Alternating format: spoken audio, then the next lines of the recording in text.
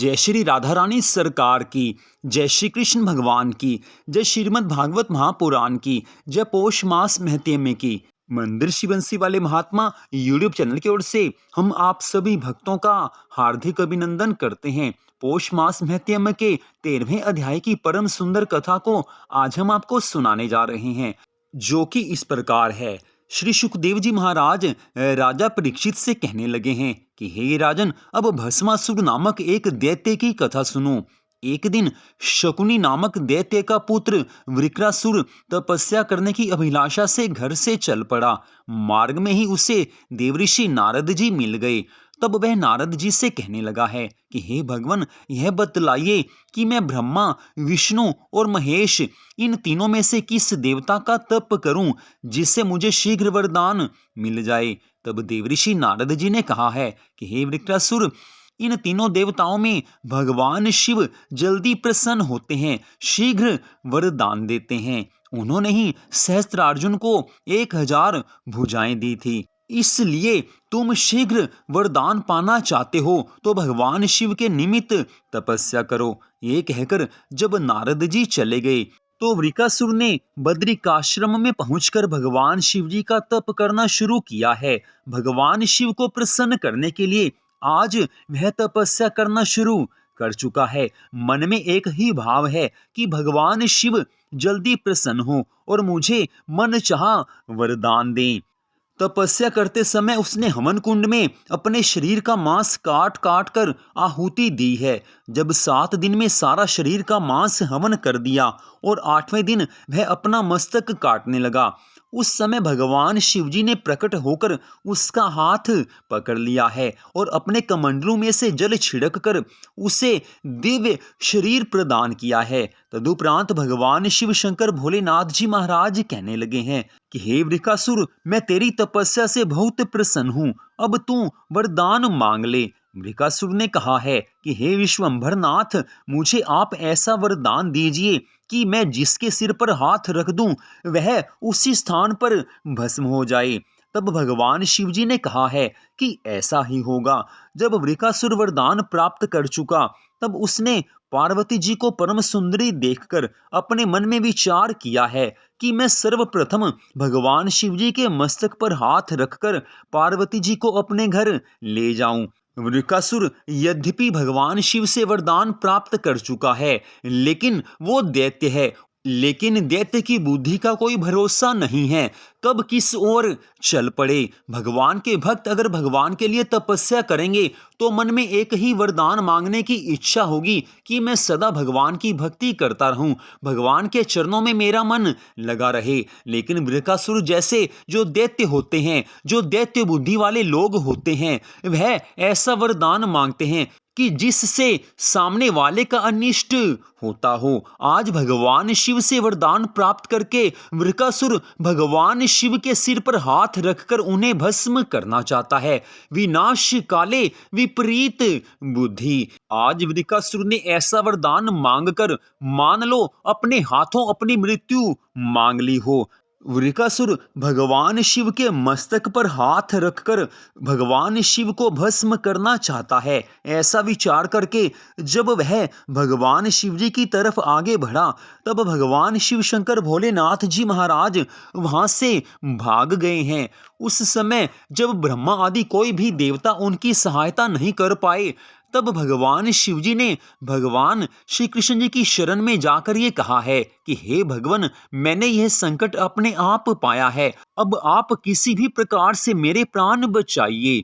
तब भगवान श्री कृष्ण जी कहने लगे हैं कि हे महादेव जी, आप चिंता मत कीजिए। ये कहकर भगवान श्री कृष्ण जी ने ब्राह्मण का वेश रखकर मृग छाला हाथ में ले भस्मासुर अर्थात वृकासुर के सामने जाकर उससे ये पूछा है कि हे दैत्यराज, तुम ऐसे घबराए हुए कहां दौड़े जा रहे हो। जब उसने अपने मन का हाल सुनाया तब ब्राह्मण वेशधारी भगवान उससे कहने लगे हैं कि हे वृकासुर, तुम बड़े मूर्ख हो जो शिवजी जैसे नंग धड़ंग भांग धतूरा खाने वाले की बात पर विश्वास कर लिया। वे तो मरघट में बैठे हुए बावलों की तरह नाचा गाया करते हैं, भला उनमें किसी को वरदान देने की शक्ति कैसे आ सकती है। वे किसी को वरदान तथा शाप देना क्या जाने।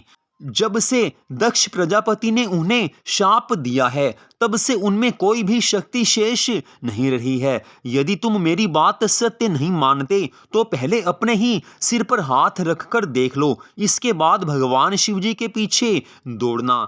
इतनी कथा सुनाकर श्री सुखदेव जी महाराज कहने लगे हैं कि हे राजा परीक्षित, आज भगवान श्री कृष्ण जी महाराज ने वृकासुर को अपनी माया से मोहित कर दिया है। उस समय विप्रवेशधारी भगवान श्री कृष्ण जी के ऐसे वचन सुनकर भस्मासुर ने प्रभु की माया से मोहित होकर ज्यों ही अपने सिर पर अपना हाथ रखा, त्यों ही तुरंत वह भस्म हुआ है। यह देखकर भगवान शिवजी ने तांडव नृत्य किया है और सब देवी देवताओं ने पुष्प वर्षा की है। इससे आगे की कथा का वर्णन करते हुए आज श्री सुखदेव जी महाराज कहने लगे हैं कि हे राजा परीक्षित, एक समय भृगु आदि बहुत से ऋषि सरस्वती नदी के तट पर बैठे हुए आपस में ज्ञान चर्चा कर रहे थे।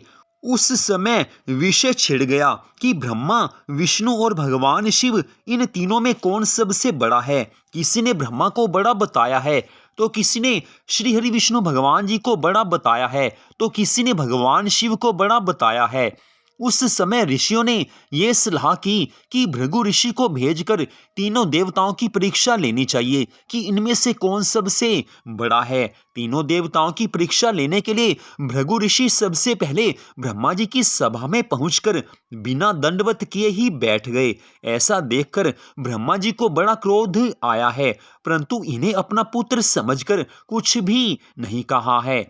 तब भृगु जी ने ब्रह्मा जी को क्रोध से पूर्ण देखा तो वे वहां से चलकर भगवान शिव जी के समीप कैलाश पर्वत पर जा पहुंचे हैं। भगवान शिव जी ने जब ऋषि को आते हुए देखा तो वह उनसे गले मिलने के लिए भुजाएं फैलाकर खड़े हो गए हैं। लेकिन आज भृगु ऋषि भगवान शिव के समीप नहीं गए हैं, दूर से खड़े ही वो कहने लगे हैं कि तुम धर्म कर्म छोड़कर सदा मरघट में बैठे रहते हो, इसलिए तुम मुझे स्पर्श मत करो। ऐसी बात सुनकर जब भगवान शिव ने बहुत क्रोधित होकर अपना त्रिशूल उठाकर भृगु जी को मारना चाहा, उसी समय पार्वती जी ने उन्हें यह कहकर शांत किया है कि यह आपके छोटे भाई हैं, इसलिए आप इनका अपराध क्षमा कर दें।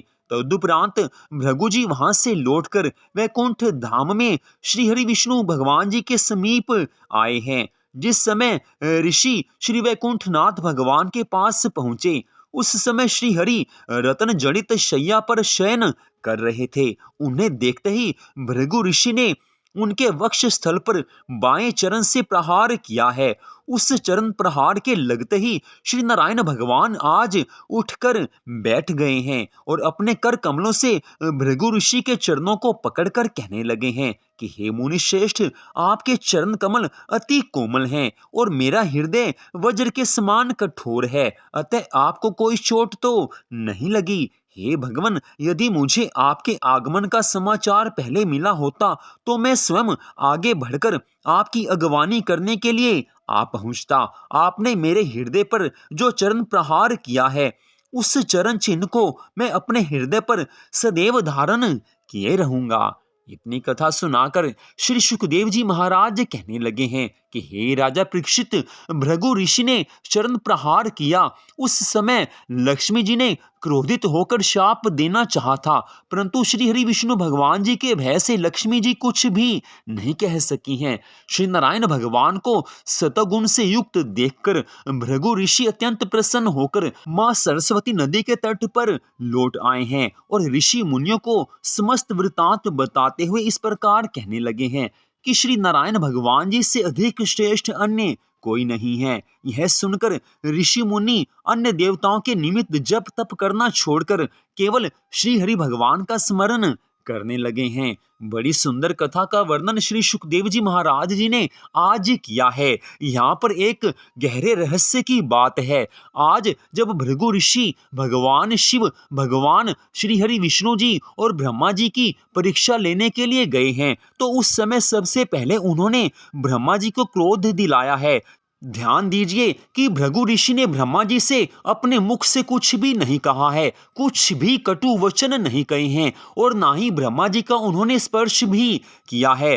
केवल उन्हें बिना दंडवत किए भृगु ऋषि उनके सामने बैठ गए थे, तो भी ब्रह्मा जी ने इसे अपना अपमान समझ लिया। इसके पश्चात जब भृगु ऋषि भगवान शिव जी के समीप कैलाश पर्वत पर जाकर पहुंचे तो उस समय उन्होंने भगवान शिव जी से अनुचित शब्द कहे हैं कि तुम तो धर्म कर्म छोड़कर सदा मरघट में बैठे रहते हो, इसलिए तुम मुझे स्पर्श मत करो। ध्यान दीजिए, यहाँ पर पहले से अपराध बढ़ गया है। ब्रह्मा जी को भृगु ऋषि ने कुछ कटु वचन नहीं कहे थे, केवल उन्हें प्रणाम नहीं किया था, लेकिन यहाँ पर आज भृगु ऋषि ने भगवान शिव को कटु वचन कहे हैं। अपराध पहले से बड़ा है और भगवान शिव को भी क्रोध आया है। लेकिन जब भृगु ऋषि श्री हरि विष्णु भगवान जी के समीप पहुंचे तो उन्होंने भयंकर अपराध कर्म, भयंकर पाप कर्म किया है। उन्होंने श्री हरि विष्णु भगवान जी के वक्ष स्थल पर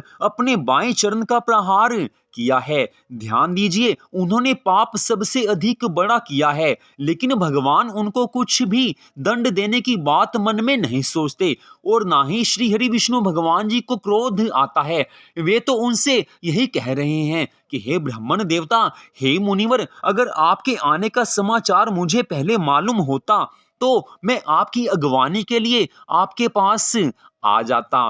ब्रह्मा जी की सभा में जाकर भृगु ऋषि ने छोटा पाप किया था, छोटा अपराध किया था, लेकिन आगे जाकर भगवान शिव जी के पास भृगु ऋषि ने बड़ा अपराध किया है, बड़ा पाप कर्म किया है। लेकिन सबसे बड़ा पाप कर्म, सबसे बड़ा अपराध श्री हरि विष्णु भगवान जी के समीप जाकर किया है, तो भी श्री हरि विष्णु भगवान जी के मन में अपने भक्तों के लिए, ऋषि मुनियों के लिए, ब्राह्मणों के लिए, संत महात्माओं के लिए इतनी अधिक दया भावना है कि वे किसी का कुछ भी अपराध नहीं मानते हैं। और यहीं से सिद्ध हो गया कि श्री हरि विष्णु भगवान जी से बढ़कर और कोई देवता नहीं हो सकता है। यही तो सब ऋषि मुनियों ने आज आपस में निश्चय किया है। तो पौष मास महत्म के अंतर्गत श्रीमद् भागवत महापुराण की इस कथा को आपने सुना। आप सबका हार्दिक धन्यवाद। भगवान श्री राधा कृष्ण जी की, भगवान श्री लक्ष्मी नारायण जी की, तुलसी माता की, श्रीमद् भागवत महापुराण की, पौष मास महत्म की अनंत कृपा सदा आप सब पर, आपके परिवार पर बनी रहे। इसी मंगल कामना के साथ जय श्री राधा रानी सरकार की, जय श्री कृष्ण भगवान की, जय श्रीमद् भागवत महापुराण की, जय पौष मास महत्म की। जय जय श्री राधे, जय जय श्री राधे, जय जय श्री राधे श्याम।